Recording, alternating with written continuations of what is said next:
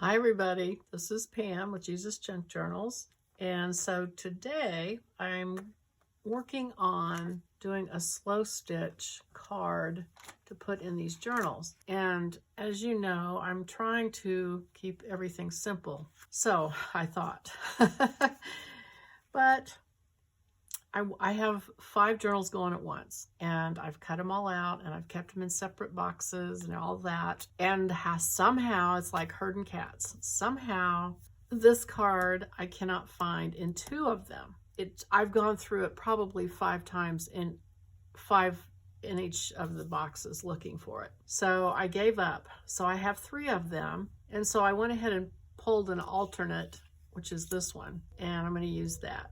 And so to help me not get confused, I wrote the verse on a scratch piece of paper and put in each basket so I know which one of these will go to which basket, hopefully. I had I don't know how I did it, but I had a whole pile of cards that I had duplicates in one basket, and then of course that meant they were missing somewhere. So I laid them out through all the baskets, finally figured it out, and it was actually in 2 different baskets. Don't ask me how that happens. So I know, I mean, it's not critical that each journal has all the cards, but it was just, you know, when you know something should be a certain way, it just drives you crazy. So I'm going to let that go. So what I was going to do is I have a cotton baby blanket. It's for quilting. It's for making a baby blanket quilt. I got it off eBay, and this is it. When you unfold it, it would make the size of what they call a baby blanket, but it's super thin cotton batting. And so I cut 5 pieces out, the size of the largest card in the kit, just for a size reference. I cut it out of the batting, and then I tore some muslin and made strips. Here's the muslin. So I just tore 5 little patches out of it, the size a little bit larger than the cotton batting. So that's my base. And so my thought is I'm going to slow stitch in some fashion on all of these, and then I'm going to glue one of these to the center of it, and that will be this little slow stitch piece that I'm going to insert. So I'm going to go ahead and turn the camera off and stitch on some of these, because you know it's going to be a kind of a slow process, so to speak. So I'll turn the camera on and off just here and there, so I'll spare you the agony of watching me thread a needle, stuff like that. That's the scoop. So I will be back in a little bit to show you my progress. Okay, I am back. So here's what I've got so far.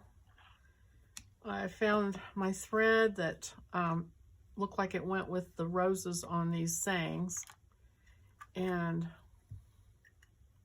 I've said this before, but in case you haven't seen the other videos, I had a package of needles that said embroider needles, and I thought, well, what difference does it make?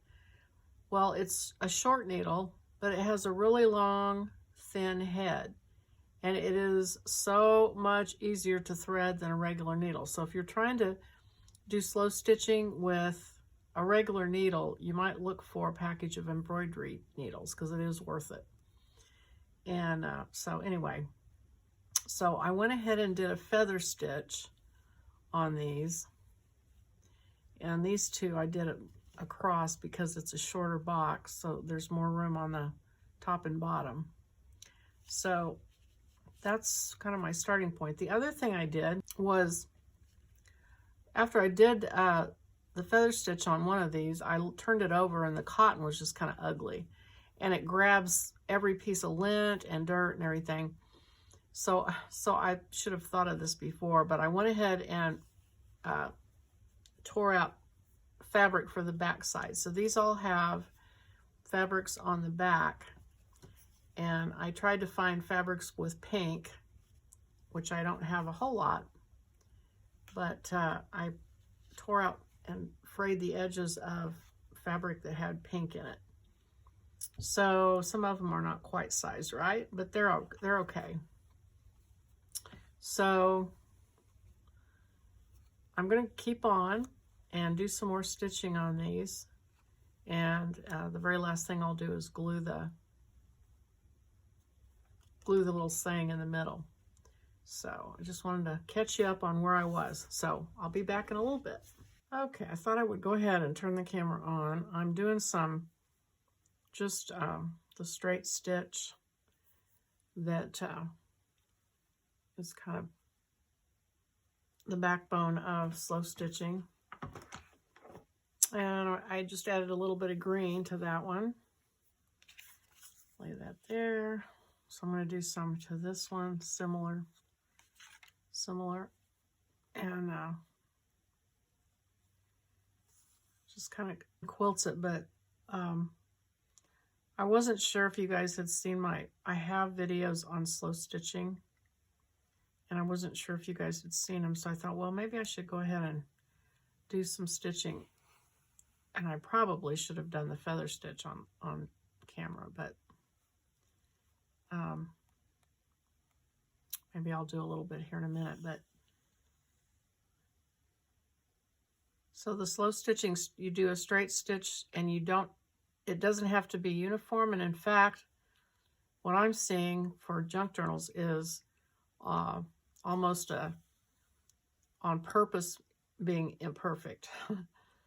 I don't have to do it on purpose, it just happens. But now some people do some really beautiful and are real careful, and they look really wonderful and perfect and straight. But the ones that I'm seeing and the style that I kind of enjoy is when it's not. So it's also a lot faster if you just do it without worrying about it.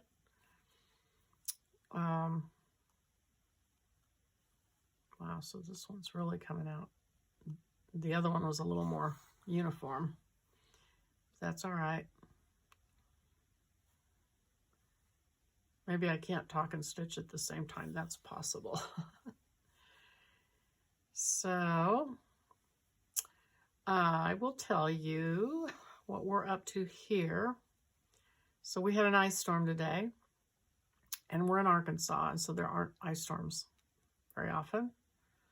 But it pretty much shut everything down. So I had a Bible study I was supposed to go to this morning that got shut down.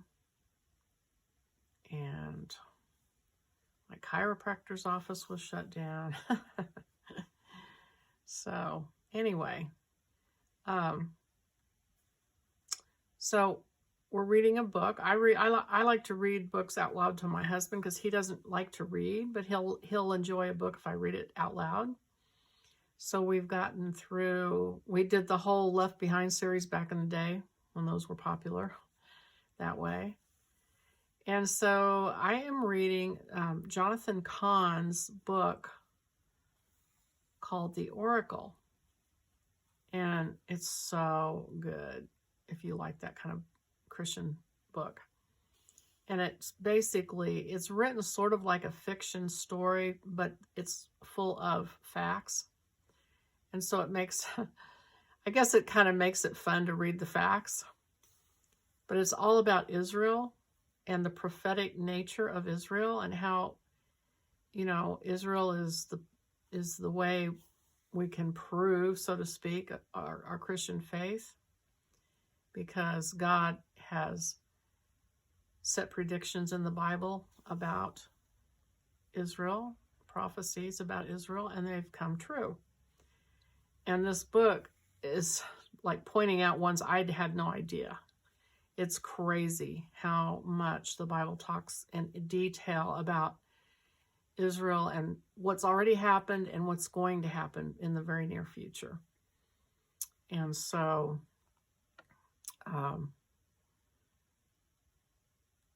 Israel became a nation in 1947, and there's a scripture that says that generation will not pass away before the second coming of the Lord. So we know, we're in the last days, and that things are happening, and especially this last few months, this last year really, with everything, has made us all feel that way. And Anyway, this book is excellent. I highly recommend it. It's Jonathan Cahn. His last name is spelled C-A-H-N. And we're about halfway through it. And I just can't wait to read some more of it. It's one of those books I think I'll be sad when it's over. But it just is exciting as you read it. You just makes your heart jump. Just see how God has worked. And I would think, now, I you know, God has to call people for them to be saved, but you also have to give them the word. And I think that this book might be a good thing to give somebody who's not a believer and maybe doubts the Bible and just thinks that, you know, well, you either believe or you don't. There's no proof. This book provides some very compelling evidence that the Bible's true, that God is real. So, especially if somebody you know maybe is interested in history, might be a good thing. Might be interesting to them. And then, let's see, so I got that. Guess I'll go ahead and start this one.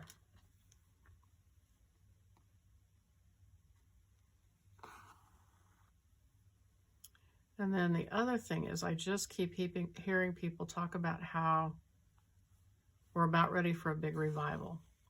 So, you know, I kind of was not very happy for the last month or two.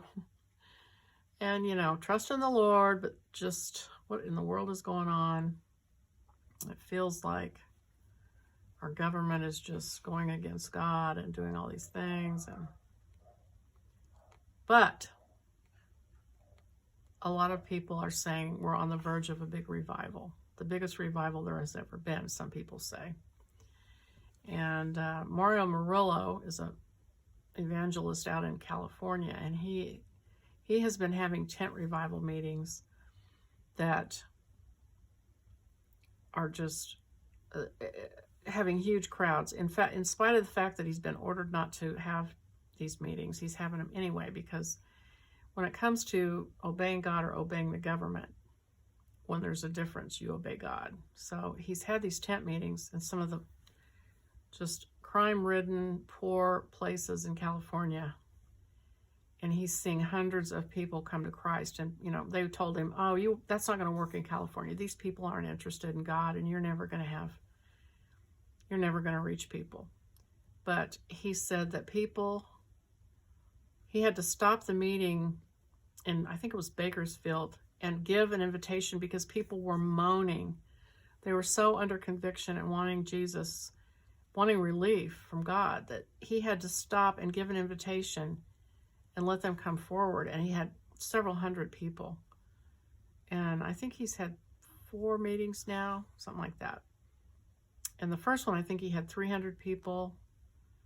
I think he had, 400 in the next one. I think, I've lost track. I know one of them he had, I think 700 or 800 people. And now he's meeting with some church leaders out there. And he's got 350 pastors so far that are going to meet on the 4th of March. And I can remember it because he said, we're going to march forth on March 4th. And they are going to back what he's doing, and they're all going to reach out and work together to save California, basically. So that's exciting. And then there's another evangelist that I can't remember his name. He's a Hispanic gentleman, and he is in Florida, and he's also having big tent revival meetings. People just pouring in. And so it's super exciting and making me feel better about the state of affairs in this country. So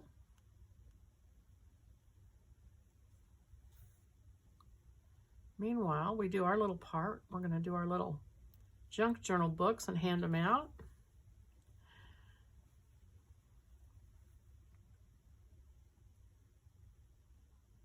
And I've already said in my last, I think my last video, maybe, that I'm going to do one on salvation that can be given out, so we can just really get down to what's important.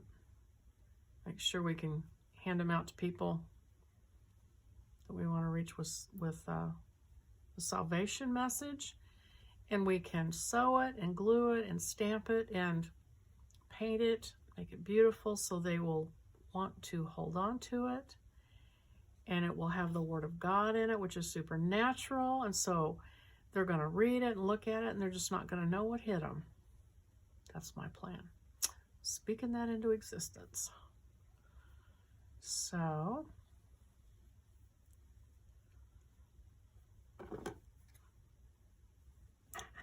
also kind of,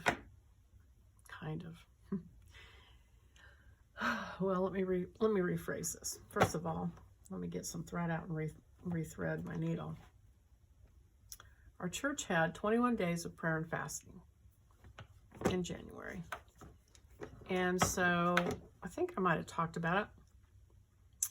I had trouble first time I tried this a couple years ago. And they met at the church, and I just kind of had trouble praying for an hour. I know that probably sounds terrible, but I did. And I felt like I was really pressured, and I don't know. I just pressed myself to, I don't know what I thought I had to do. But anyway, I was exhausted by the time I finished. This year, I kind of relaxed, was very calm, and just sat there. And, you know, everybody prays by themselves in the church. It's a great big church, so we all have plenty of room. We all just, it's kind of dim. We all just take a place off by ourselves and pray. So nobody knows what you're praying. So, you know, there's no pressure that way. But anyway, it went better this year. And I have lately felt like God is telling me that I need to pray for an hour a day at home. And so I'm going to commit to do that. I almost hate to say that, because then I don't want to be mad at myself if I don't do it. But anyway, we'll see how it goes. You guys can ask me. You can message me or tell me we have a group in Facebook. If you're not in it, it's called Jesus Journal Creators, and it's also on MeWe. And MeWe's a little harder to get to because it's not named. I think I called it Jesus Journal Creators, and the other one on Facebook is Journals Creators. Anyway, I've had a couple of people who had trouble finding it on MeWe, and I can't seem to solve the problem. But anyway, you can comment to me on there and ask me how my prayer life is. Feel free. It will help me. Hold me accountable.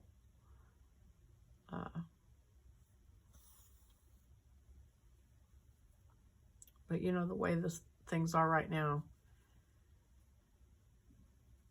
it's not that hard to do.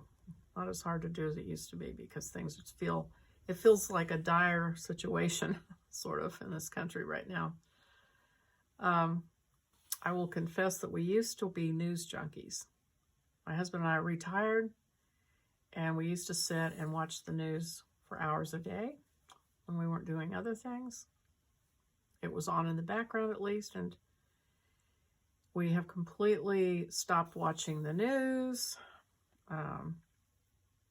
We do try to watch the news on Victory Channel because it's a Christian station, and they try to make sure it's true. Everything they tell you is true. And that way we kind of know the big headlines, but even those are hard to take. So I even skipped some of those. But it's been very good for me to stop watching the news so much.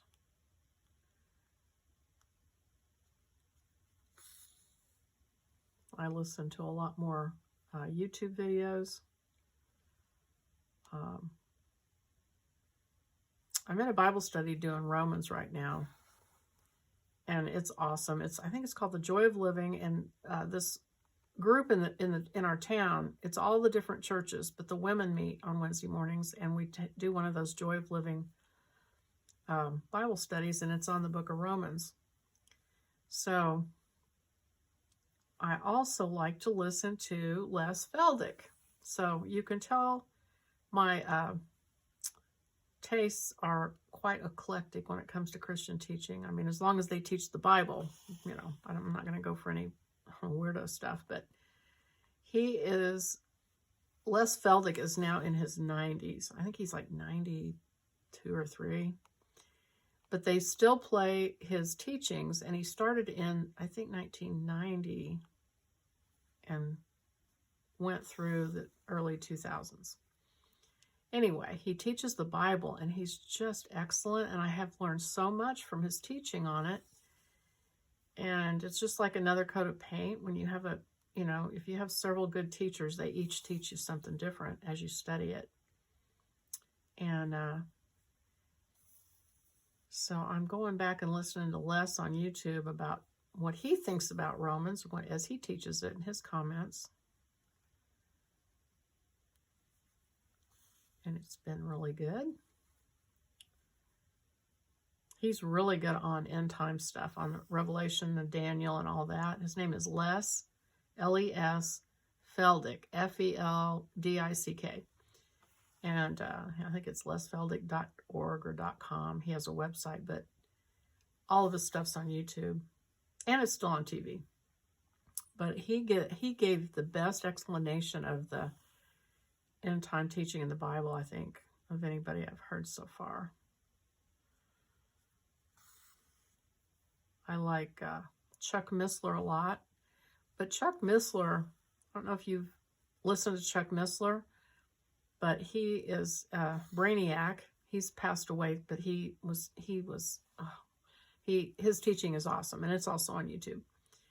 And he was I think a software engineer or something like that, but he was incredibly intelligent. I believe he had degrees from MIT. I could be wrong about that, but he's very intelligent, and he would teach so much and tie things together in the Bible for you. And it was just, again, a person that if you had somebody that didn't believe in the Lord or didn't believe in the Bible or Christianity, Chuck Missler could really show you things in science that just really point to God and explain things in such a way that you just have to acknowledge God. And anyway, he's another one I like to listen to, but he makes my head hurt sometimes in a good way.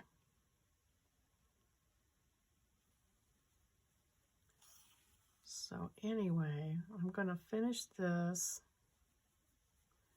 and probably go back off camera. I think you already knew probably the first couple of stitches how this one goes. But I got to talking, so next thing I know, here I am. I've got all but one of them finished on the screen. So I'm going to go off of here. If you want to know the stitches, go back and look at my videos on slow stitching, and I do show you several if you want to learn them from me, or you can go out and look it up on YouTube, and there's a lot more qualified people than me that teach different embroidery stitches. Okay, so there's that. So I'm going to get off of here, and I will be back in a minute. I thought I'd come back on because I'm getting ready to do the daisy stitch. Is that what this is called? I have a cheat sheet. Lazy daisy. This is called the lazy daisy. So I brought the needle up, holding it with my finger here, put the needle back down close to the first place, and then come up, and see how this thread is looped around it.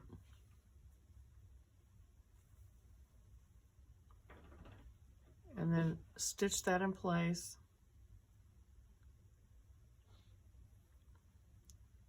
Go back to the center with your needle.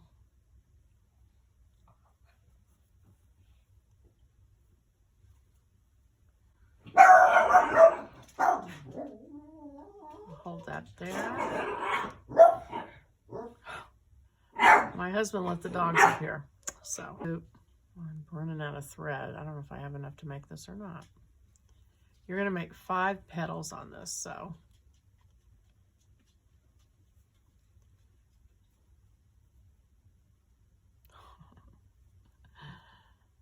like I said, you might want to watch somebody else do this because I'm no expert.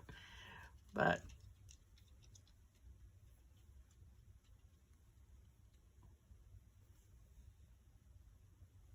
go back to the center.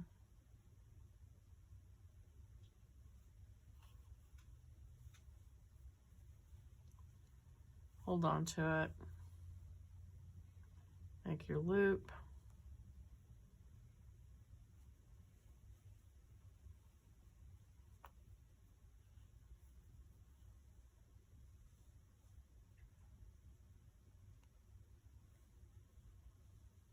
Go back to the center, and you just basically do 5 petals.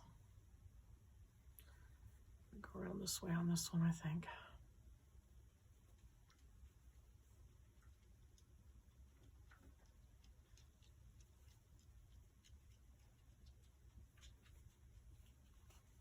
Hopefully I have enough to finish this.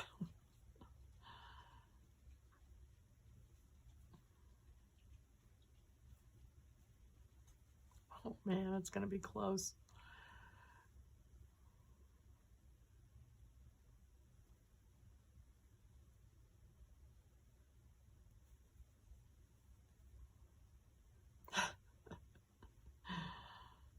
Okay, I did it. I made it.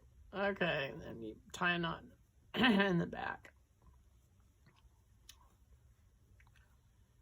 Okay, so there's your lazy daisy.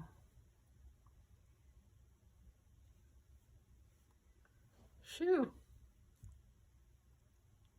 All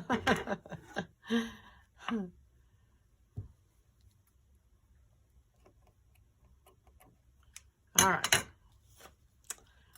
I'll be back. Okay, here they are. I went ahead and just finished them up and added a button to each one and glued the little card on with Fabri-Tac. So there's the slow stitch little card to put in each one. They all have the cute fabric on the back. That's one sort or the other. So that's it for this time, and I'll come back next time and we'll do something else.